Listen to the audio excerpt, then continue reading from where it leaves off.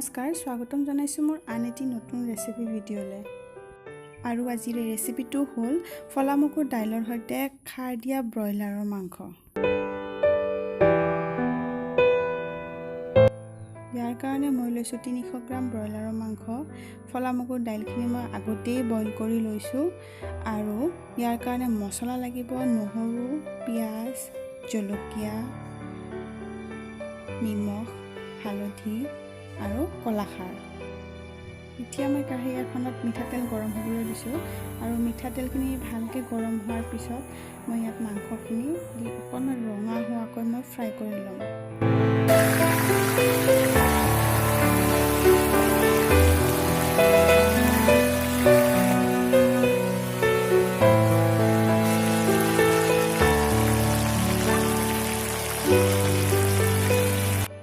এয়া মোৰ মাংস অলপ ৰঙা হ'ল আৰু এতিয়া মই ইয়াত অলপমান নিমখ দিম আৰু অকণমান সময় ফ্ৰাই কৰি ল'ম।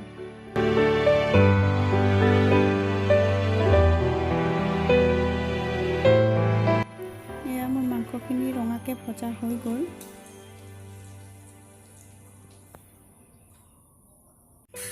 এতিয়া মই আন এটা কেৰাহী লৈছোঁ, তাত মই আগৰে মাংস ভাজি লোৱা তেলখিনি দিছোঁ আৰু তাত মই তেজপাতখিনি এড কৰিছোঁ আৰু নহৰুখিনি দিছোঁ।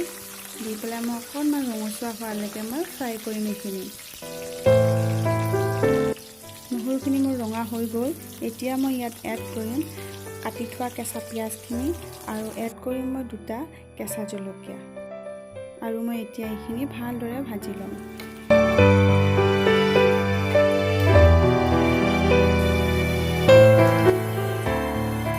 পিঁয়াজখিনি মই ধুনীয়া গোল্ডেন কালাৰ হোৱাৰ পিছত এতিয়া মই এড কৰিম ইয়াত অকণমান হালধি।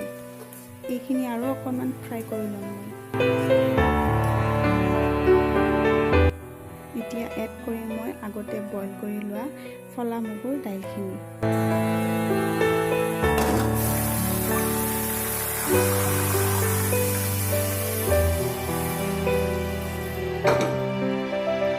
আৰু এতিয়া মই মাংসখিনিও এড কৰি দিম।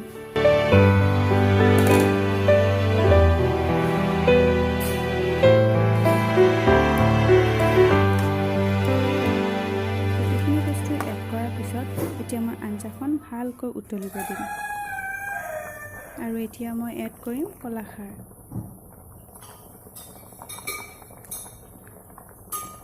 ইয়াত মই 2 চামুচ আৰু আধা কলাখাৰ মই ব্যৱহাৰ কৰিছোঁ।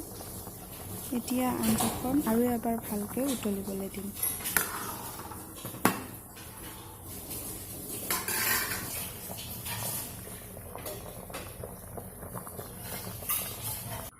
ফলামগুৰ দাইলৰ সৈতে খাৰ দিয়া ব্ৰইলাৰৰ মাংস মোৰ ৰেডি হৈ গ'ল। আপোনালোকেও ঘৰত ৰেচিপিটো ট্ৰাই কৰি চাব পাৰে আৰু কেনে লাগিলে মোক প্লিজ কমেণ্টত জনাব আৰু যদিহে ভিডিঅ'টো চাই ভাল লাগিলে প্লিজ এটা লাইক কৰিব, শ্বেয়াৰ কৰিব আৰু মোৰ চেনেলটো ছাবস্ক্ৰাইব কৰি দিব।